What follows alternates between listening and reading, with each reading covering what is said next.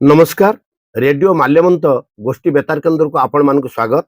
आपण माने सुनी पारुचंती एफएम 89.6 मेगाहर्ट्ज जगे आमर रेडियो रे ब्रॉडकास्ट हला परे पुनर्प्रसारण हेबो आमर YouTube channel radio Malyavant FM 89.6 जगे। नमस्कार श्रोता बंधु, रेडियो माल्यवंत बेतार केन्द्र को स्वागत। मालकानगिरी जिला चित्रकोंडा ब्लॉक अंतर्गत कपातोटी ग्राम पंचायत कार्यालय परिसर रे आज एक जिला स्तरीय अभियोग शुणाणी शिविर सफलतार सह अनुष्ठित हो जाइछि। जिलापाल प्रथमेश अरविंद राजसिक्री अध्यक्षतार आयोजित यह शिविर रे जिला आरक्षी अधीक्षक विनोद पाटिल एच, जिला मुख्य उन्नयन अधिकारी तथा जिला परिषदर मुख्य निर्वाही अधिकारी दाशरथी सराबू एवं मालकानगिरी उपजिल्लापाल दुर्योधन भोई प्रमुख उपस्थित रही।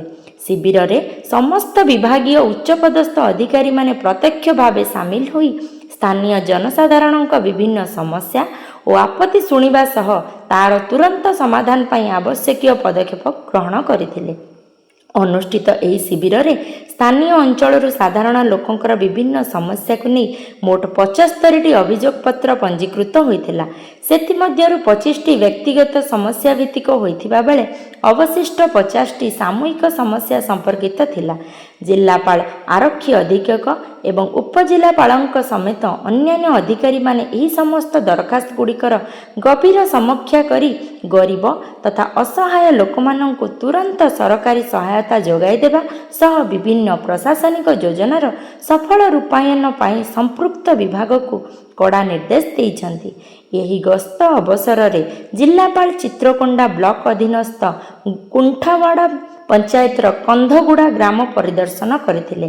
सेठारे मुख्यमंत्री मक्का मिशन अधीन रे चलीथिबा मक्का चाष क्षेत्र को से बुली देखिबा सह यांत्रिक पद्धति रे मंजी और सार बुणा यंत्र माध्यम रे करा जाउथिबा चाष कार्यर समीक्षा करथिले।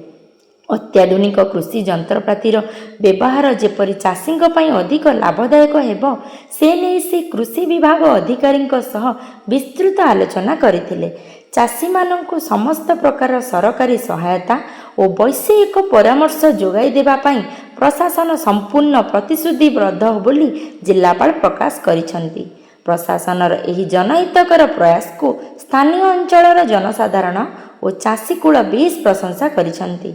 सेहीपरि जिलापाल चित्रकोंडा ब्लॉक अधीनस्थ कपातोटी सरकारी उन्नीत उच्च विद्यालय परिदर्शन करी छात्र छात्री पाठपढ़ा और मध्याह्न भोजनर मान जांच सह निर्माणाधीन 50 शय्या विशिष्ट हॉस्टेल कार्यर समीक्षा करिसंती। निर्धारित समय सीमा मध्य कार्य शेष करने को विभागीय अधिकारी निकट को निर्देश देइचंती।